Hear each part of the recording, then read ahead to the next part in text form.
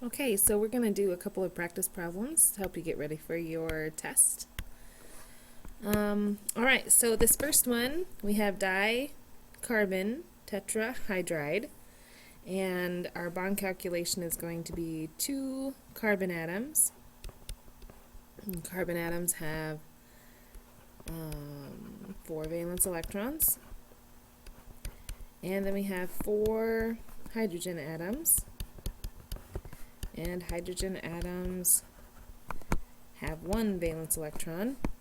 Okay, so if we do this, we have 8 plus 4. That's going to give us 12 bonding pairs. Okay, we'll do the polarity calculation in just a second. So our molecular geometry, we know that we have 6 total structures. We know we have 2 central, so we're going to start off by drawing 2 central. We have 4 hydrogen, which it makes sense to draw each of these with 1. Okay, so right off the bat, already made my first mistake. Okay, we need 6 bonding pairs. Sorry, we have to divide that by 2. Okay, and so now the hydrogens all are happy because they just have 2 electrons being shared, and then we'd have to look at our carbons. And carbon has 1, 2, 3, and so it needs another bond, and this carbon has 1, 2, 3, it needs another bond. And the only way we can add another bond to both of these carbon atoms without changing hydrogen would be to put a double bond. Now we have 1, 2, 3, 4, 5, 6 bonding pairs, and that's how many we're supposed to have. Okay, so this doesn't have a resonance structure because the double bond can't go anywhere else. Okay, so the name of this geometry that we're seeing here, it's going to be 120 degrees because we see the planar structures, and the bond angle is going to be 120. Okay, so we know that because we can cover up these 2 hydrogens and we can see that trigonoplanar shape. Okay, direction of dipole is going to be no dipole, because all the electrons are going to be moving evenly. And the polarity, if we do the calculation, carbon is going to be 3.5. Oh, nope, sorry, that's oxygen, 2.5.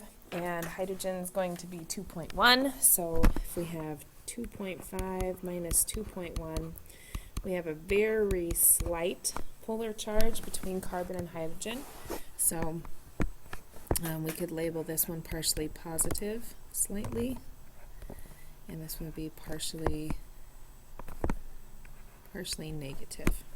Okay, hybridization. Okay, you're going to do it for carbon because he's a central atom. So we're going to have carbon as in 2s. We have 2p. And so we have our 2 electrons here, 2 electrons there. Okay, since this one has, this suborbital is empty, this is going to come over here. So that's going to free up space. And this shows that we have 4 shared pairs. We have no lone pairs. Okay. Our molecular polarity, I'm sorry, is going to be, I think I just labeled it over there. So I'm actually just going to cross off both of these last 2. We didn't really talk about intermolecular forces. That's part of the dipole, hydrogen bonding, but I did not apply it to what we were doing. Okay, our next one is BSF, so we have boron sulfur fluoride. So we have 3 total atoms, and 3 total atoms. We could have a bent structure. We could have a linear structure.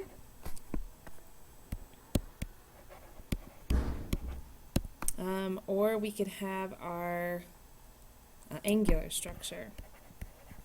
So now we kind of have to look and see which one's our central atom is going to be. Okay, so fluorine's never going to be a central atom, so we can rule that one out. Boron does not like lone pairs, so it would be highly likely that boron would be our central atom. And sulfur, he likes 2 lone pairs and 2 shared pairs, and he would be a possibility, but since we have boron here as somebody who does not use lone pairs, he's going to be our central. Okay, so since we don't have lone pairs, that kind of rules out our bent. Okay, and we could draw it linear. Oops, I'm supposed to be drawing it over here. I'm getting a little wild. Okay, so now let's go ahead and do our calculation to see if we can get another hint of what we might need to do. So we have 1 boron atom, and boron atoms have 3 valence electrons. And then we have 1 sulfur, and sulfur has 6 valence electrons. And we have 1 fluorine, and fluorine atoms have 7 valence electrons. Okay, so we get 16 divided by 2 equals 8 total pairs. So we'll just try it both ways. So if we draw it linear, okay, we can already see that this guy, we know he doesn't like lone pairs, or he, excuse me, does like 3 sets of lone pairs. And in order for boron to have at least 3, because we know boron likes 3, we're at least going to have 1 double bond. Okay? And in order to have 1 double bond, double bonds cannot bend. So we know that it cannot be bent, and we know it's not going to be linear. Well, we could have 1 straight and 1 not straight, 1 single bond and 1 double bond. But as long as this one doesn't have any lone pairs, we know that it is not going to be angular or bent. Okay, sorry, I crossed out the wrong one there. So if we have lone pairs, this thing's going to bend. Okay, 2 double bonds won't bend. We could have 1 double bond bend down, but then we'd have to have a lone pair up here. Okay, remember boron is a moron, and he only likes 3 shared pairs. So he has 3 shared pairs, and he does not need another electron. Okay, so if we draw in our other lone pairs, we have 1, 2, 3, 4, 5, 6, 7, 8. Okay, now if it was angular, boron would have to have 1 lone pair up here, and that would automatically give us too many here. We'd have 1, 2, 3, 4, 5, 6, 7, 8, 9. So we know it's not angular because it has 8 total bonding pairs. So we narrowed it down to linear. Our angle is 180, and here if we do our polarity calculation, boron to fluorine is going to be very partially negative over here to partially positive, and sulfur is 2.5 and boron's 2, so this one's also going to be partially negative if we're labeling the polarity. Dipole movement on this. Fluorine's the most electronegative element on the periodic table, so I would accept this, but if you did put no dipole, I probably would agree because these are both partially negative, so you could argue that they're going both ways. So I would take either or on that. Alright, so now if we did the hybridization, we're going to do boron. Boron's in group 2. Oops. Group 2 has this guy. Okay.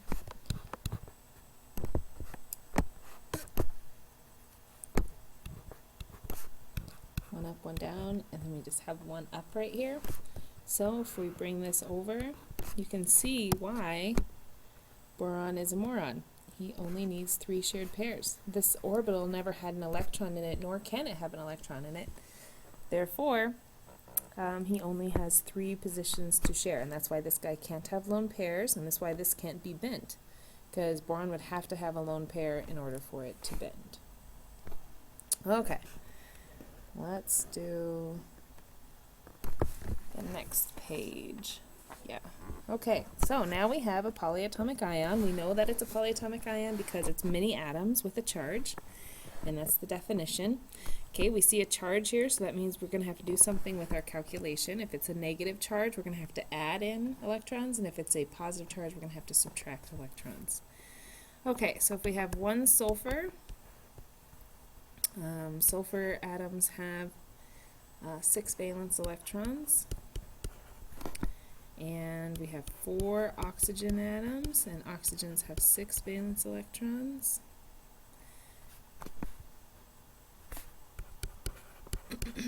Okay, and then we're going to have to add 2 to this. So we are going to have 32 divided by 2 is going to tell us we have 16 total. Alright, so now we know sulfur is in the middle. The only thing that it can be with 5 total atoms is tetrahedral.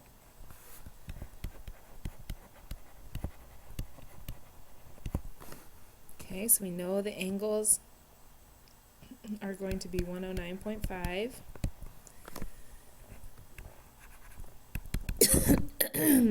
Okay, so when we draw in right away, you can see that not all of these can have a double bond, and oxygen likes to have 2 bonds. And so right away he's not happy. And because he's not happy, these electrons are going to be moving around really quickly and trying to make each of these oxygens happy.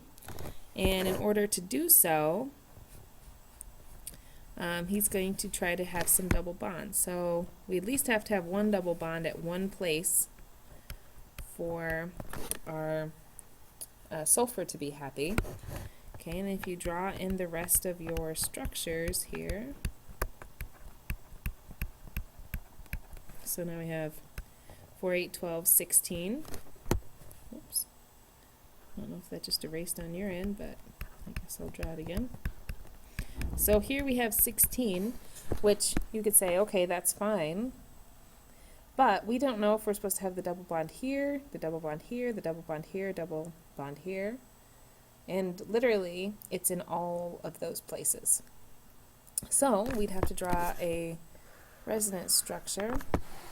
Let's draw it right here. Okay, so here's what we have. We're going to have to draw it 4 times.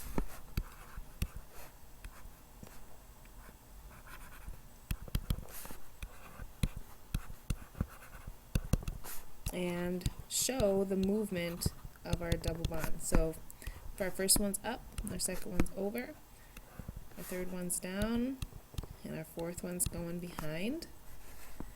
So these are all oxygens.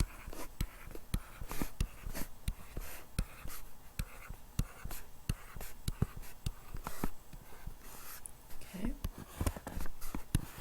Put brackets around them, show them the movement. Put on our lone pairs. It has the double bond, it only gets 2, and the rest of them get 3. These pins don't like my dots.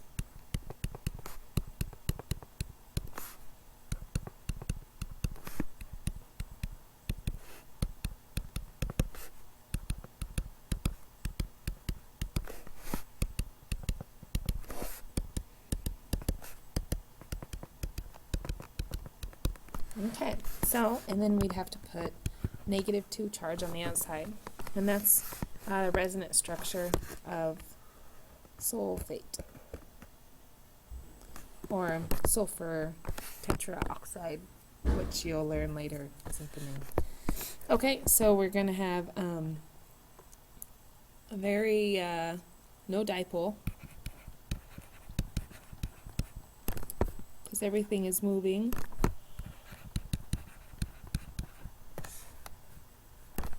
And you are going to have a slight polarity because oxygen is 3.5 and sulfur is 2.5. So we have a polarity of a little bit of negative, partially positive. Hybridization for sulfur is in 3s. And so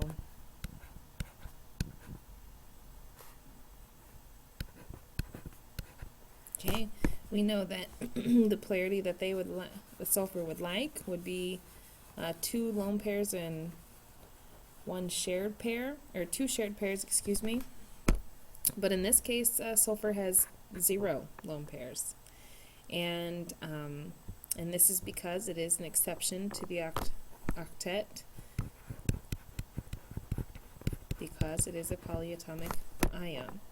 Okay, and so sulfur is unhappy here, oxygen is unhappy here, and that's why they're looking to bond with something. Okay. All right, O3. This is a fun one. Okay, O3. This is ozone. So, what keeps out all the electromagnetic waves? What holds in our infrared rays from the sun in order for us to have a warm climate on Earth? This is where CO2 builds up underneath, and we have global warming taking place, which we're going to learn about later. Okay, so O3, there's 3 oxygen atoms. Oxygen has 6 valence electrons. So we have 18 divided by 2 gives us 9. Okay, so we're going to have 3 oxygens, so we have this linear, bent, and angular situation going on again. Okay, oxygen likes lone pairs, so it is highly likely that this is not going to be linear. Okay, could be bent, could be angular, so we just have to draw it in. So we'll go ahead and draw it like this. We know that he likes 2 shared pairs and 2 lone pairs, so we'll try it out like this, but look what happens. This automatically makes 1 oxygen very mad, okay, or both oxygens. So if you had him like this, the middle oxygen is happy, but these 2 oxygens have 3 lone pairs and 1 shared pair, and that's not what oxygen's hybridization orbital likes to do. So plus we have 2, 4, 6, 8, or 1, 2, 3, 4, 5, 6, 7, 8, 9, 10. So we know this cannot be the structure. Okay, so let's try it a little differently.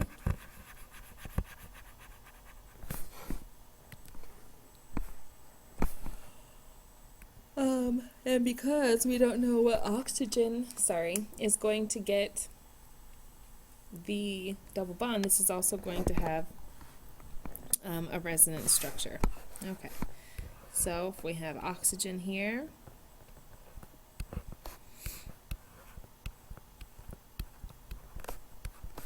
with a single bond here, let's see how many pairs we have. 1, 2, 3, 4, 5, 6, 7, 8, 9. Okay, but we could have put that double bond there, so we're going to draw it like that. This thing hates me, apparently. It keeps erasing everything that I do.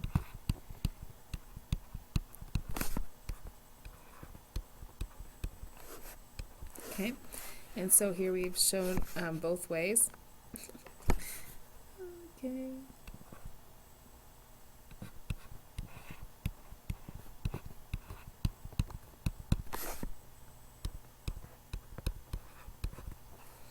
And so this would be angular. So this one doesn't have a charge. It was just we have more than one way to draw it. So there's our structure there. There's obviously going to be no polarity, no dipole.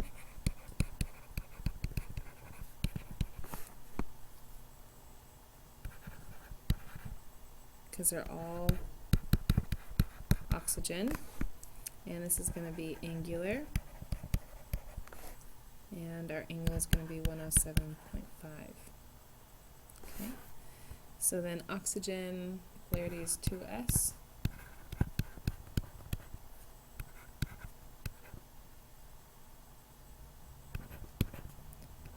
And we have 2 shared pairs and 2 lone pairs is what it would like. So this one's happy here, this one's happy here, The middle one's never really happy, and that double bond is just flip-flopping back and forth, back and forth.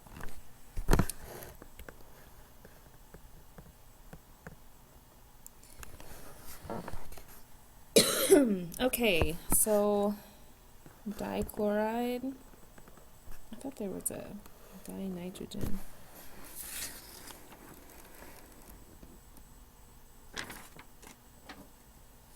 Okay, nope, just kidding. Okay, so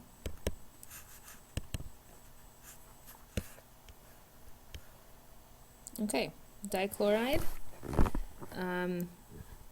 Right off the bat, you could see that CO2, and I would hope that you would know that it's a halogen, and they like 1 shared pair and 3 lone pairs. Okay, so we should get 1, 2, 3, 4, 5, 6, 7 bonding pairs. So 2 chlorine. Chlorine have 7 valence electrons. It gives us 14 divided by 2 equals 7. 1, 2, 3, 4, 5, 6, 7. It's linear. 180 degrees, no polarity, no dipole, and hybridization for chlorine, we are in the 3s,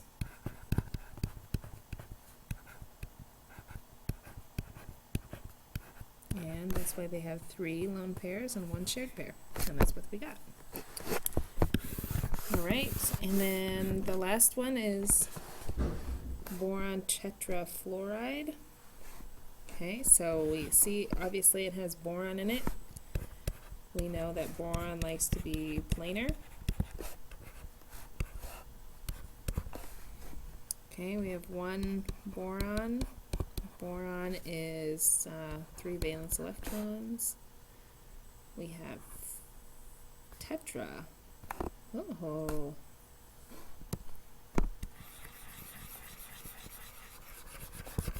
Okay. Tricky. So obviously not what I was thinking. So fluorine has 7 valence electrons, so we have 3.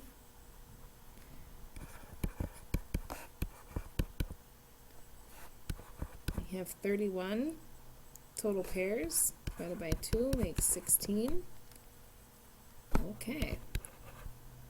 So boron, this is going to be an exception to the octet rule for boron, or he's not going to like things very well. He's going to have more bonds than he wants, but we know that it's tetrahedral. Okay.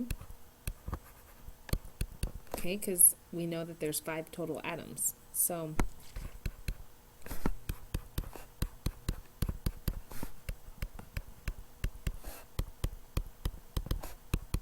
we don't need any double bonds though, because fluorine is a halogen, and so geometry is tetrahedral. And we have 109.5. Okay. And then there's no dipole, excuse me. And our polarity is going to be pretty high because fluorine is very negative and boron is not. Okay, so we already drew this out for boron.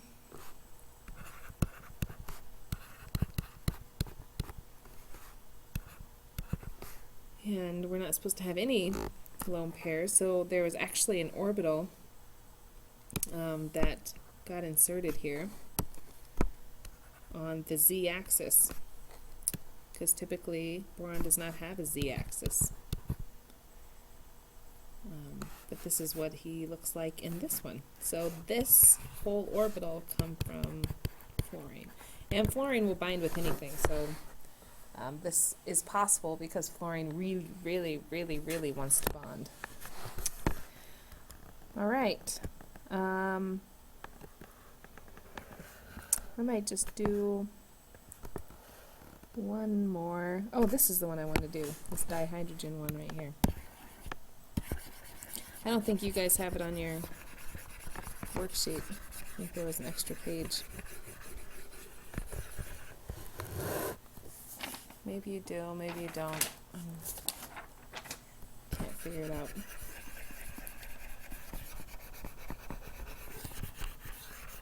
I don't know why this is on there. Okay, so this first one is an exception to the octet rule, so you'd have to add in that one, but this is the one I wanted to do, dinitrogen dihydride, and 2H2. And if we are going to do the calculation for this real quick,